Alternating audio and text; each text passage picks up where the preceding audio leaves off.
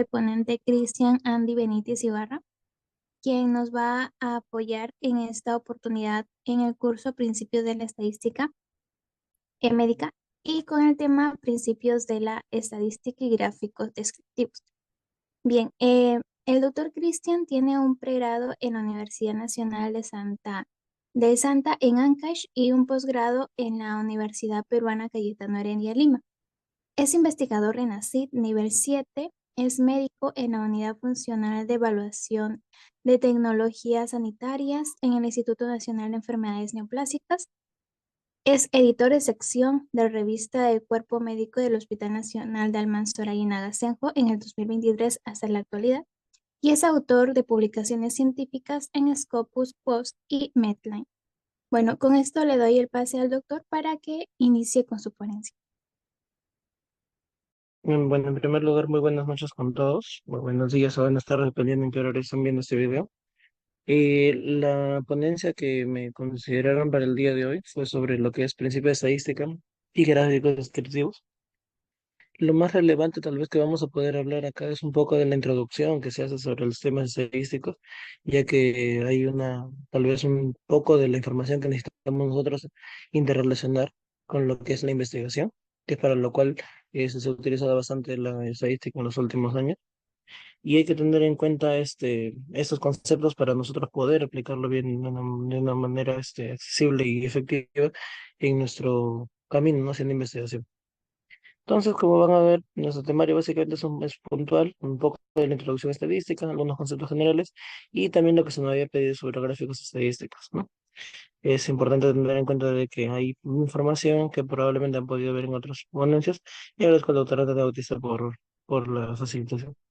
Entonces, comenzamos primero que nosotros, por ejemplo, queremos aprender sobre un tema nuevo. En este caso, por ejemplo, ya todo lo que es inteligencia artificial, estadística, por ejemplo, con incluso información de software, por ejemplo, especial.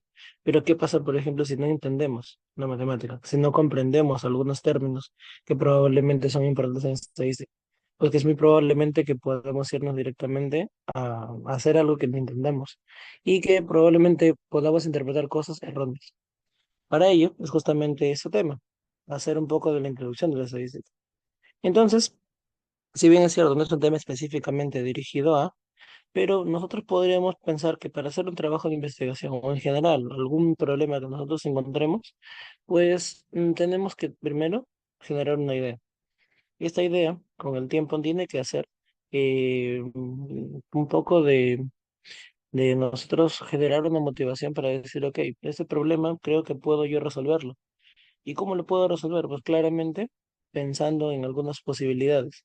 Esas posibilidades de solución yo la podría encontrar a través de un trabajo. Usualmente los trabajos de investigación son lo que nos brindan a nosotros justamente soluciones potenciales o reales para un problema de la sociedad. Entonces esta idea, cuando yo la planteo de una manera adecuada, a través de una revisión de la literatura, voy a entender cuál es la dimensión de este problema, si es que es fácil de solucionar o implica varios pasos. Si en todo caso los datos que yo voy a colocar están un poco dispersos o probablemente son más accesibles porque son de manera más objetiva. Ahora, justamente hablando del tema de los datos, y es algo para lo que nosotros enfocamos el tema de la estadística, es que nosotros pensando en cómo resolver un problema, nos diríamos, ok, ya tengo ya todo lo que he encontrado. Por ejemplo, hay un 70% de personas con hipertensión arterial. Probablemente en 3 de cada 10 pacientes con COVID han fallecido por ingresar con una saturación menor por ejemplo, 85%. Entonces, ¿qué son estos números? ¿Qué son estos datos? ¿Qué es lo que significa para nosotros estos datos? Significa básicamente variables. ¿Y qué son variables? Son justamente lo que ya en algunas oportunidades hemos hablado, como características de un sujeto, de un análisis, de una población, que puede variar entre uno u otro. Estas variables pueden significar bien sea una cualidad o bien sea algo medible, ¿no? Algo más objetivo, que podría ser, por ejemplo, en el sentido de un número, ¿no? Entonces, ¿cómo es que nosotros podemos evaluar todo eso? A través del planteamiento del problema. Si es que bien nos enfocamos en la parte cuantitativa, en la parte cualitativa, en ambas rutas, nosotros tenemos que tener en cuenta de que una vez que entendemos el problema, nosotros vamos a desarrollar nuestro marco teórico y a partir de este vamos a ver la visualización del alcance, los antecedentes que hay. Usualmente en la parte cuantitativa nosotros ya tenemos ciertos datos que nos dan a nosotros la idea de que esto puede ser de dimensiones, puede generar incluso información con algunos factores que pueden ser potencialmente confusores, entre otras cosas. Y si nos vamos a la parte analítica, nos puede incluso hasta generar una hipótesis, que nosotros podemos hablar ya de hipótesis. em, Tanto de investigación como hipótesis estadística. Son otros temas ya no relacionados a esa parte de principios. Si nos enfocamos en la parte cualitativa, no es muy alejado del todo.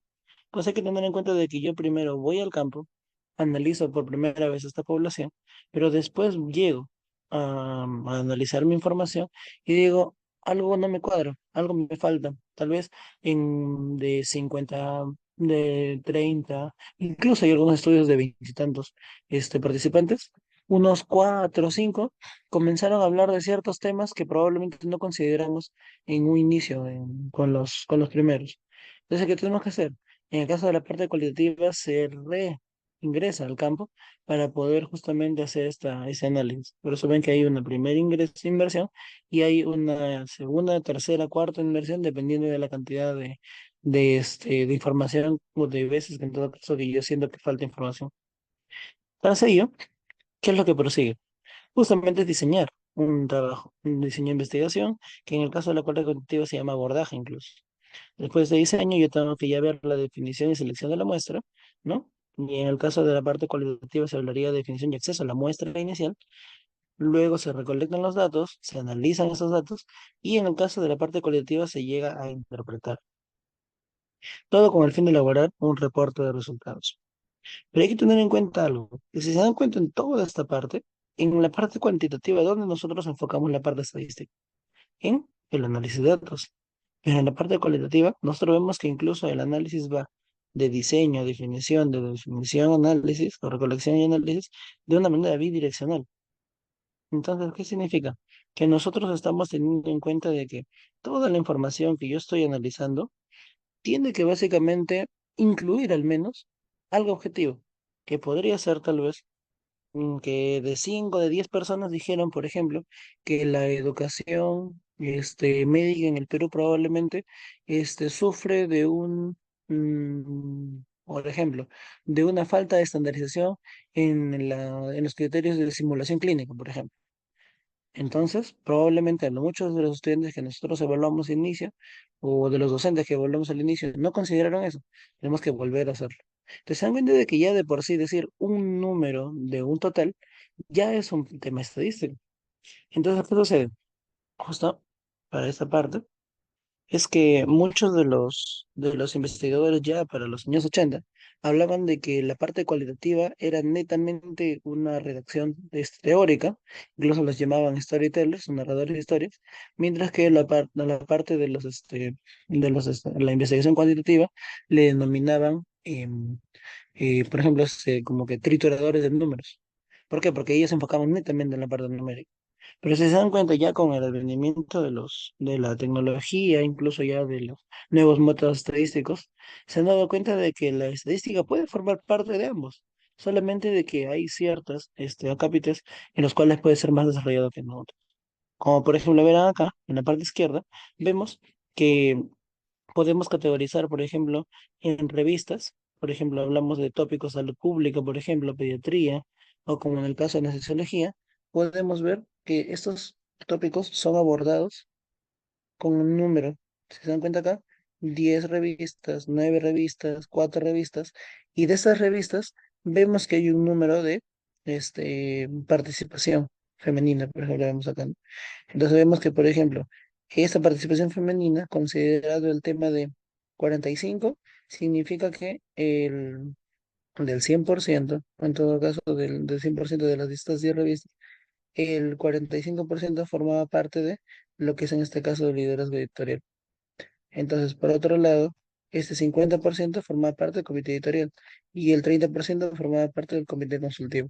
Entonces nos damos cuenta de que ya la parte cuantitativa se ha enfocado siempre, casi siempre en temas numéricos, pero la parte cualitativa, usualmente dejada de lado en la parte numérica, nosotros lo hemos podido observar en un artículo de Huber y Gardner, en el cual mencionaba que, por ejemplo, ellos hicieron un análisis entre los discursos de, por ejemplo, de Hillary Clinton y Donald Trump en sus campañas presidenciales y trataron de hacer un análisis utilizando los términos yo, o sea, en inglés sería I, ¿no? Y todo lo que derive del yo, el término we, nosotros, y el término de otras personas, ¿no? Por ejemplo, he, she, etc. Y se dieron cuenta de que acá podrían haber considerado las frecuencias vinculadas, ¿no? Que uno hablaba más sobre un cierto tema que el otro. Entonces, vamos a darnos cuenta de que a pesar de que acá no hay un número específico como se puede ver en la parte izquierda, se está considerando frecuencias. Claramente en la redacción tendríamos que analizar qué significan estas frecuencias, pero ya de por sí este análisis de datos ya nos da la idea de que la estadística forma parte de ambas. Entonces, hay que entender que todo no es definición entre cuantitativo y cualitativo, que es que el cualitativo no utiliza estadística. Eso ahorita ya es un error. Entonces, entiéndase que la estadística como tal va a significar, de acuerdo a Jambo, métodos científicos para recopilar, organizar, resumir, presentar y analizar datos, así como también de estos extraer, de estos datos, extraer conclusiones válidas y tomar decisiones pertinentes. Sin embargo, a los mismos datos también se les denomina estadística, pero esos datos tienen que tener unas características particulares, como son poder compararse, ser representativos, coherentes y haberse producido sistemáticamente, ¿no? Esto de acá son características importantes para nosotros poder hablar de estadística. Pero muchos de nosotros hablamos de estadística, estética médica, y hay un otro término que lo engloba mucho más, la bioestadística. Entonces, ¿qué sucede? Si bien es cierto, nosotros utilizamos métodos para poder analizar datos y a la larga generar conclusiones, la bioestadística va a ser la aplicación justamente de esta estadística en nuestra práctica clínica en general. Entonces, por eso es que vamos a ver que la bioestadística va a ayudar a verificar las recomendaciones que damos de estudios, ¿no? Basados en estudios de grandes muestras. Entonces, este es el detalle por el cual nosotros tenemos que ir un poco más allá del término netamente matemático, sino ir a la parte ya más que nada de la medicina basada en evidencia. Entonces, como conceptos generales, tendríamos que entender primero que la parte de la investigación no dista mucho de la estadística, porque claramente es una parte importante de ello. Entonces, comprenderemos que primero hablemos de lo que de dónde vamos a sacar la estadística para nosotros poder entender los siguientes conceptos. Se entenderá como universo a toda aquella totalidad de elementos que va a implicar básicamente el problema, ¿no? Que yo tengo. Entonces, si yo, por ejemplo, tengo una población que quiero evaluar de estudiantes de medicina, pues estos estudiantes de medicina van a ser mi universo. Pero hay que tener en cuenta de que los universos también tienen sus limitaciones. Por ejemplo, es diferente hablar de un universo de estudiantes de medicina a nivel mundial como un universo de estudiantes de medicina a nivel del Perú. Las características son completamente diferentes. Hablemos de currícula, hablemos de años de estudios, hablemos de posibilidades por ejemplo, de, de las, de lo que sería en este caso la capacidad, en todo caso, diagnóstica, hablemos del tema de medicina, por ejemplo, que ellos se enfocan más en el tema diagnóstico que en la parte clínica, más que nosotros nos enfocamos más en la parte clínica que en la parte diagnóstica, por eso nos caracterizamos. Pero si nos enfocamos un poco más, es muy probable que las universidades particulares tengan diferencias con las universidades nacionales en el Perú, aún ahora, ¿no? O incluso, por ejemplo, podríamos hablar de diferencias a nivel de regiones, ¿no? Entonces tenemos que tener en cuenta de que cada universo siempre tiene que tener ciertas limitaciones. Pero en general, si mi planteamiento del problema incluye un universo en general, estamos hablando de la totalidad de los elementos. Ya la población será el conjunto que tiene una especificación. Si bien es cierto, como les dije en su momento, podríamos hablar de estudiantes de todo el mundo, pero podríamos considerar la población, por ejemplo, eh, por ejemplo, a los estudiantes que han pasado, por ejemplo, o de reciente ingreso, que se les quiere analizar, por ejemplo, si tienen estrés. Si nos damos cuenta, no necesitas tú ser un estudiante de Francia, un estudiante de Perú, un estudiante de Australia, para que ingresando a la universidad sea diferente, que seas tú de otro país o de otro lugar para que pueda diferenciarse. Entonces hay casos en los cuales no requiere mucha diferencia, pero por ejemplo sí, eh, si hablamos por ejemplo de estudiantes que tienen que, por ejemplo, pongamos el caso de que tiene que hacer dos tesis para poder graduarse. Ahí tendremos que ver si, por ejemplo, en otros países realizan lo mismo. Entiéndase que, por ejemplo, en otros países sus artículos básicamente son uno solo, el de bachiller, y con eso ya básicamente se pueden llegar a tener su grado, y así van avanzando. Probablemente en otras solamente dan un examen de suficiencia. Otros, por ejemplo, solamente tomarán en cuenta otros tipos de modalidad. Entonces hay que tener en cuenta de que también la población, ya estas especificaciones, nos va a tomar un poco más de relevancia para nosotros poder decir, este es el lugar específico y más limitado en el que nosotros podemos estar abordando. Ahora, la parte de la muestra, entonces, ¿qué será? La parte de la muestra va a ser el subgrupo de esta población en la que yo voy a recolectar los datos específicamente necesarios para mi estudio, la cual, como mencionábamos previamente, debe ser representativa de la misma, ¿no? Entonces, entendiendo de esta manera, el universo se va a basar del planteamiento del problema que yo tengo. De ese planteamiento, yo podré obtener una población que va a tener características específicas de este universo para poder limitarlo, y la muestra va a ser básicamente lo que yo calcularé a partir de la población. Y este cálculo que yo voy a hacer de la muestra me va a permitir analizar esta población, pero no de manera directa, sino de manera indirecta. Entonces lo que haríamos nosotros sería, llamaría extrapolar la información de la muestra a la población. Sin embargo, hay que tener otro detalle, que justamente no todo lo que salga en la muestra va a ser lo mismo que en la población. Sucede que para caracterizar una variable tenemos que resumir la información de un conjunto de varios datos en un solo valor específico. Pero llegaremos nosotros a hablar de que, por ejemplo, yo puedo tener que la media de una muestra podría ser de 5,1, la media de años, por ejemplo, en pacientes pediátricos afectados por ejemplo, leucemia promielocítica aguda. Pero ahora, yo podré decir que es lo mismo que todos los pacientes que existen, probablemente no. Probablemente si limite, por ejemplo, mi población a solamente línea, neoplásicas, entonces consideraré que la población ahí puede variar en un rango. Entonces, ¿qué significa?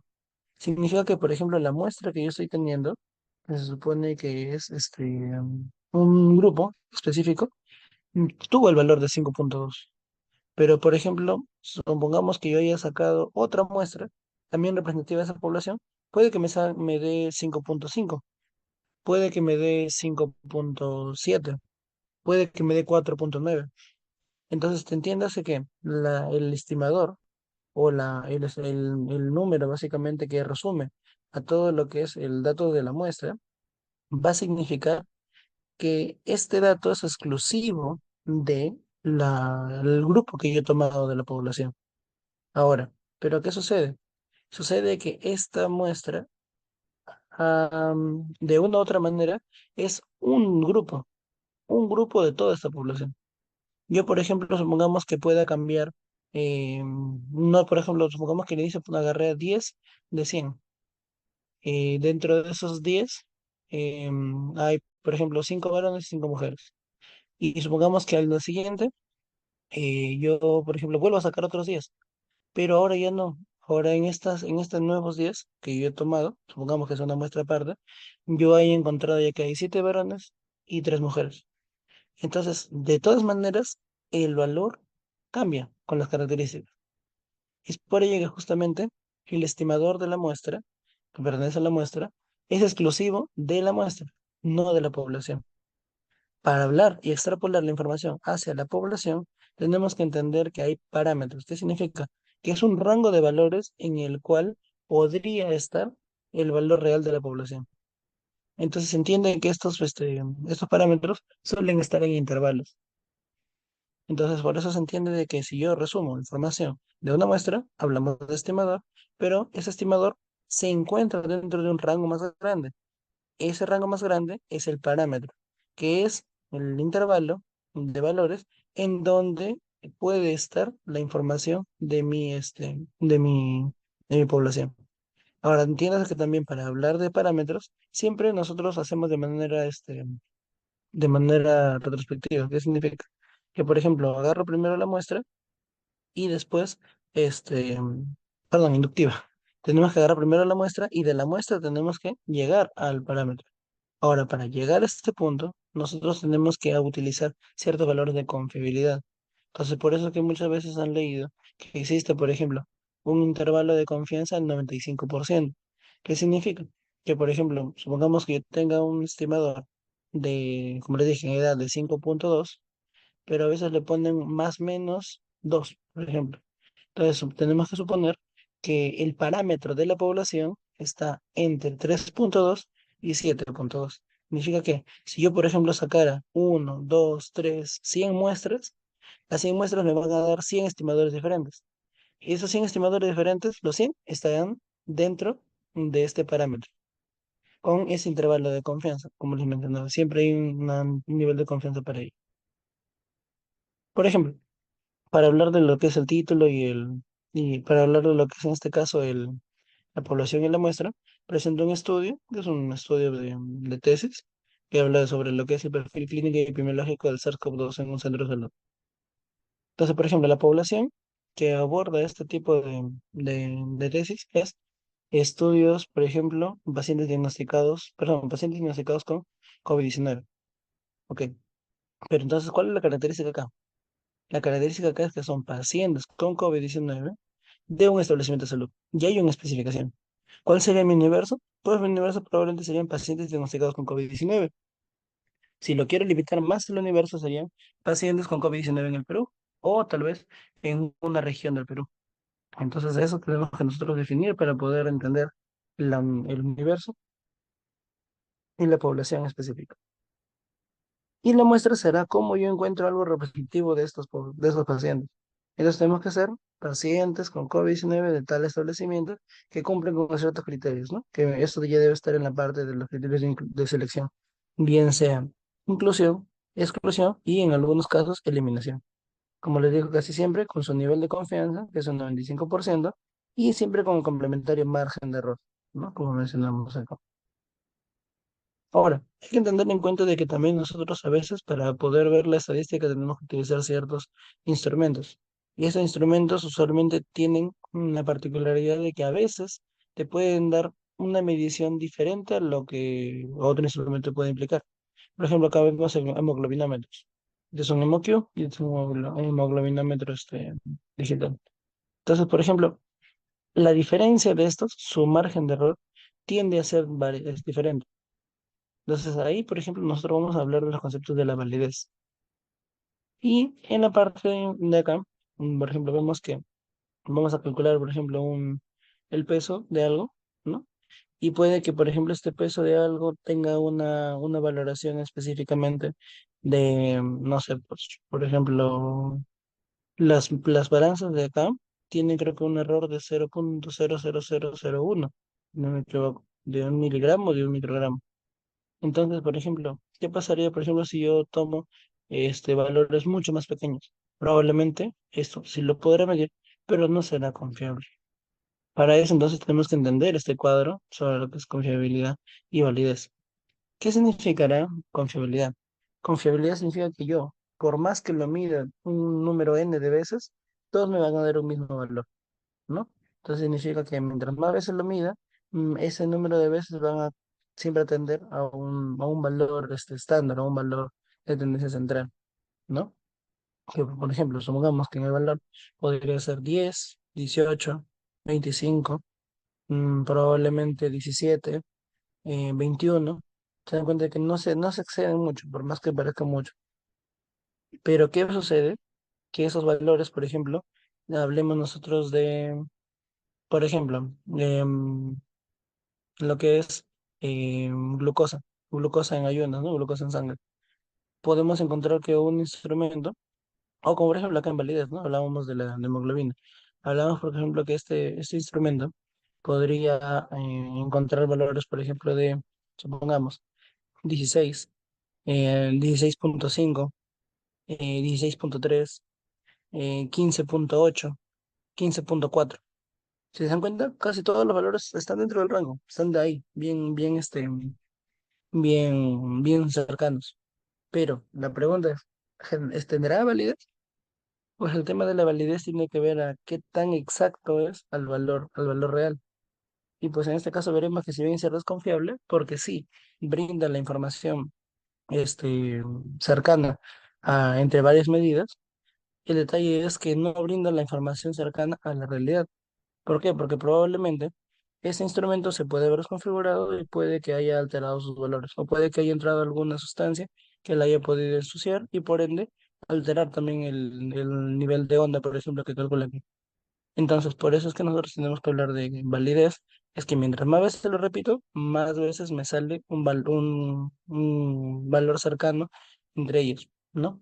Pero la confiabilidad, perdón, esa es la confiabilidad. Y la validez tendrá que ver que este grupo de datos agrupados tiendan al valor real, que es en este caso, usualmente acá en la diana se ve que este grupo, por ejemplo, de aquí, en el grupo A, están pegados, si bien es cierto, pero lejos del valor real. Por eso que es confiable sin validez. Mientras que en la parte D vemos que hay varios grupos de puntos pegados, por lo que él es confiable, pero están bien pegados a lo que es el intervalo de valor real. Por eso que se considera válido. Otros conceptos, por ejemplo, parte son las medidas de asociación. Y como les mencionaba previamente, las medidas de asociación lo que nos brindan a nosotros es cierta capacidad para poder estimar lo que sucede en la relación entre dos variables, ¿no? Usualmente una variable dependiente y una variable independiente. Y como lo habíamos mencionado previamente, nosotros hablábamos, por ejemplo, que siempre encontrábamos un valor, un estadístico, un estimador, que en este caso, por ejemplo, para el valor del OR vemos que es un 3,16, pero para nosotros poder encontrar este 3,16 y decir que es lo mismo en el grupo de la población, pues tendremos que utilizar un parámetro, ¿no? Intervalo de confianza 95%, nos da que el parámetro de la población es 0,97 a 5,18. Entonces, esto, claramente en un análisis que ya harán posteriormente, se entenderá si es válido, si es confiable, si es estadísticamente significativo o no. Y entonces, dentro de esos conceptos, tenemos que entender que para relacionar varias variables, nosotros tenemos, por ejemplo, en tasas y proporciones. Y esos son nosotros valores que nosotros solemos utilizar. En el caso, por ejemplo, de las proporciones, vemos que la razón de prevalencias tiene que ver con la prevalencia entre los grupos expuestos y los grupos no expuestos. Y ahí se hace una razón. En el caso del riesgo relativo, no hablamos de prevalencia, sino hablamos de incidencias. Acá, por ejemplo, utilizamos la tasa de incidencia de los expuestos y la tasa de incidencia de los no expuestos. Y ahí se utiliza también un valor. En el caso del odds ratio, hablamos ya de una tasa, ya no de una proporción per se. Y acá sí hablamos los odds del grupo expuesto y los odds del grupo no expuesto. Eso es un tema que ya hablarán en la siguiente diapositivas. Y en lo que es el hazard ratio, habla más de tiempo de supervivencia y tiempo de seguimiento. Entonces acá ya hablamos de, por ejemplo, de años paciente o, por ejemplo, de años de sobrevida por grupo de pacientes. Entonces, por ejemplo, acá es otra tesis también, que habla sobre lo que es histerectomía obstétrica en pacientes de un hospital 2 de una región del norte. Vemos, por ejemplo, que es un estudio de enfoque cualitativo, casos control retrospectivo. Su población fueron las mujeres que acudieron a este hospital para terminar su gestación, ¿no? Y con sus criterios, como les dije, ¿no? La población. Criterio, la vía en la que se utiliza, el otro criterio tiempo, también, 2011-2021. Y por ejemplo, acá vemos que la mayoría de los estadísticos que se han utilizado acá Si bien es cierto, nosotros estamos hablando de, por ejemplo, factores. Un estadístico, por ejemplo, sería, ok, tengo edad avanzada, sí, 62. Eso significa que ya de por sí este de acá es un estadístico de la muestra. 62 personas tienen edad avanzada y tienen esterectomía. Nos damos cuenta de que otro valor, por ejemplo, específico sería edad no avanzada. Entonces, por ejemplo, acá sería sí, eh, tres personas sí tienen esterectomía, pero no tienen edad avanzada. Otro valor, por ejemplo, sería en la parte, ya hablando de un tema no tan, no tan acá como sí, ¿no? Que son variables cualitativas. Por ejemplo, podríamos hablar de variables, por ejemplo, en estado civil, que si bien es cierto, esas pueden ser variables politómicas, se pueden operacionalizar en dicotómicas. Por ejemplo, soltero o no soltero. En este caso, no soltero como casado y conviviente. Vemos que soltero, estado civil soltero, que se han hecho histerectomía, sí, hay uno, y casado conviviente que se han hecho histerectomía, hay 64. Entonces, damos cuenta de que acá hay estadísticos puntuales de la muestra que se ha tomado, ¿no? Ahora, pero cuando esto ya se va a interrelacionar, se va a asociar ya a una variable dependiente, como en este caso todos los factores, como la variable dependiente, la independiente que son los factores con la dependiente que son la histerectomía, pues vamos a ver que vamos a tener una medida de asociación. Y ahí tenemos, por ejemplo, lo que es chi cuadrado. En este caso ya creo que lo tomarán en las siguientes ponencias, pero ese chi cuadrado significa una asociación entre dos variables. Y este es otro estadístico, nos damos cuenta. Ahora, pero también esto de acá tiene una relevancia. Nos damos cuenta de que ese chi cuadrado, si bien es cierto, relaciona, pero hay otros valores, por ejemplo, como en este caso los ratios, que podrían tomar acá, que se dan cuenta de que tiene un valor específico y su intervalo de confianza, que es lo que hemos estado hablando previamente. Ahora, claramente estos intervalos de confianza tienen un valor para nosotros poder hablar de un efecto. En algunos casos será el cero, en otros casos será el uno, pero eso ya se va viendo respecto a qué es lo que se está evaluando, qué tipo de medida de asociación, por ejemplo.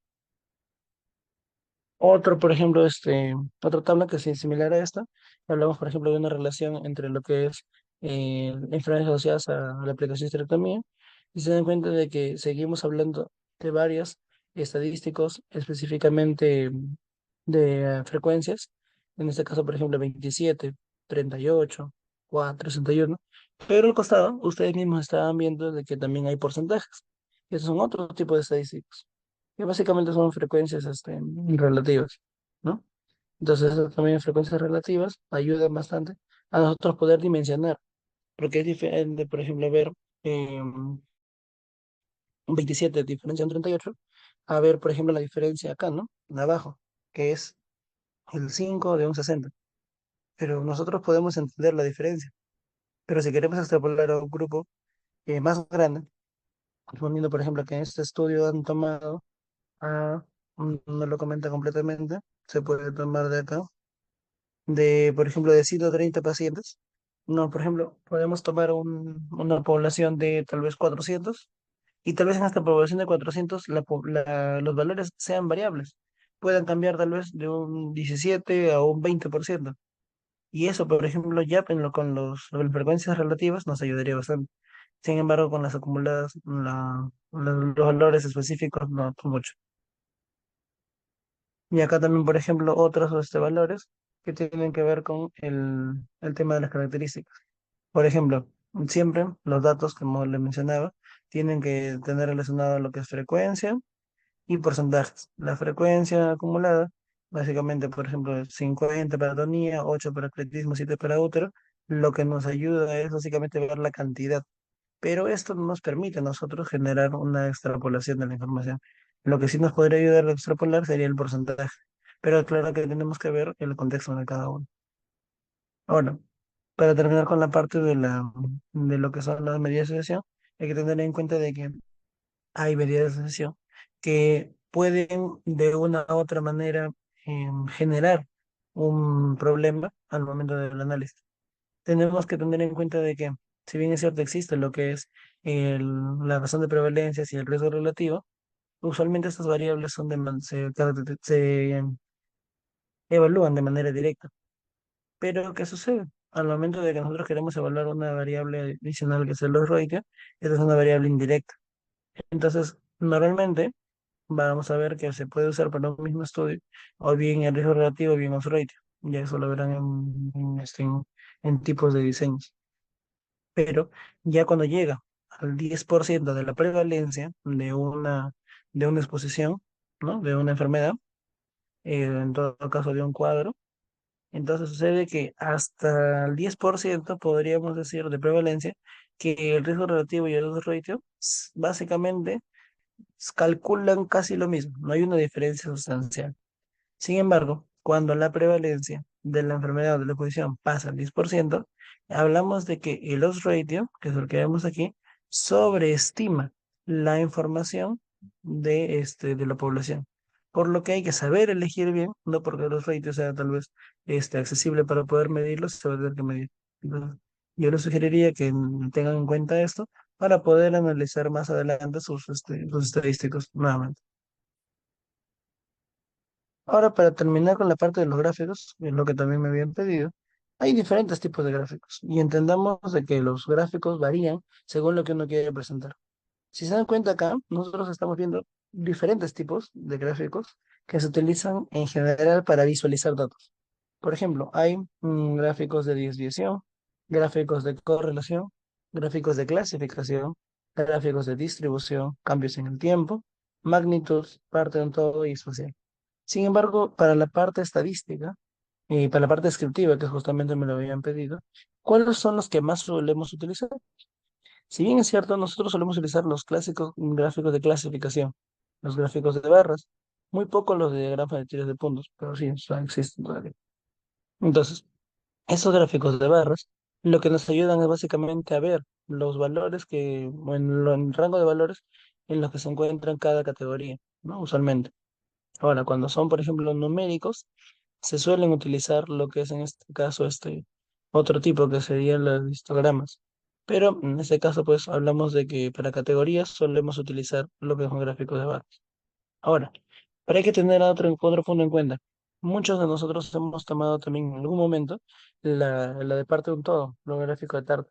Sin embargo, ¿qué sucede? La de gráfico de Tarta, por la razón que le explicaré más adelante, no distingue muy bien la información, que es muy probable de que este gráfico de Tarta lo podríamos evitar si es que los ponemos en una tabla. Entonces, en la siguiente diapositiva les mencionaré un poquito más sobre esto, pero actualmente no se recomienda ya esta es información de gráfico de tabla. Nos solemos quedar más que nada con lo que son los gráficos de barras. Ahora, y como les mencionaba para los numéricos, la parte de histograma. No, ahora, en, acá está. Como verán acá, por ejemplo, agarramos dos informaciones. Por ejemplo, si hablamos de lo que es el índice de masa corporal, vemos que, por ejemplo, bajo peso hay pocas personas, peso normal vemos que hay varias personas, teniendo en cuenta de que las líneas hablan de frecuencia, 500, 100, 1500, entre otros. Sobrepeso, un poco menos que el peso normal. En obesidad uno menos de 500, pero vamos a ver el valor acá. En obesidad tipo 2 mucho menos, casi un poco más que bajo peso. Se dan cuenta de que con el gráfico de barras sí nos ayuda esta información. Obesidad, por ejemplo, muy poco. Sin embargo, cuando nosotros lo andamos en gráfico de tortas, ¿cómo es que nosotros definimos esto? ¿Cómo vemos que uno es más delgadito que el otro? O sea, no nos permite esta comparación. Es por eso que esta información se prefiere colocar más en una tabla, ¿no? Que en un gráfico de barras específicamente. O incluso se podría redactar en la parte del manuscrito, ¿no? Ahora, en la parte de los gráficos de barras, por ejemplo, incluso hay algunos gráficos que se pueden seccionar. Por ejemplo, ese es un gráfico tomado también de Stata, en el cual, por ejemplo, vemos que cae esta nutrición aguda, normal, obesidad y sobrepeso. Pero, por ejemplo, este gráfico se puede separar bien sea tanto por varones como por mujeres. Y se dan cuenta que la diferencia acá es casi similar, ¿no? Ahora, la idea de esto es que nosotros también tenemos que tener en cuenta de que hay otros tipos de gráficos para la parte descriptiva que pueden ser apilados. Y justamente es la misma imagen que les mostré en la parte inicial. Porque esta parte de apilados nos va a ayudar a colocar qué tanto o más frecuente puede ser un dato de otro, pero no en el mismo dato, ¿no? Por ejemplo, no en la parte de salud pública, yo voy a hacer la diferencia del 45 con el 50 y el 30. No, yo con lo que hago la diferencia es con el resto de datos que tengo abajo. Y justamente, por ejemplo, voy a poder comparar el 45 de salud pública con el 46 de pediatría, con el 60 de anestesia, con el 8 de psiquiatría, tal vez con el 0 de hematología. Es por eso que estos gráficos de tablas apiladas nos pueden ayudar bastante cuando nosotros, por ejemplo, tenemos estas subcategorías que les mencioné previamente. Por ejemplo, podría ser, supongamos, salud pública que tenga, por ejemplo, ¿no? Por decirlo así, 45% de adultos, 50% por ejemplo, de adultos mayores y 30% de niños, por ejemplo. Perdón, 45 adultos, 50 niños, 30 adultos. Entonces, ¿qué sucede? Nosotros nos vamos a dar la idea de que, si bien es cierto, no los puedo comparar entre ellos porque son categorías diferentes, pero sí los podría comparar tal vez los 45 adultos mayores con los 60 adultos mayores de anestesiología, por ejemplo, ¿no? Por decir así, pensando un poco. Entonces me va a permitir comparar con características que yo sé que sí son notorias, diferentes entre cada subpoblación. Entonces, estas variables nos van a ayudar bastante, perdón, este tipo de tablas nos va a ayudar bastante cuando tenemos este tipo de variables que pueden seccionarse dentro de cada grupo, ¿no? Bueno, espero que esta ponencia haya salido muy, les haya ayudado con esta parte y si no, pues en todo caso, siempre se puede tomar un poco más de tiempo para explicar toda esta información en algunas nuevas conferencias. Bueno, es un gusto y pues estaremos viéndonos en la siguiente oportunidad. Muchas gracias, doctor.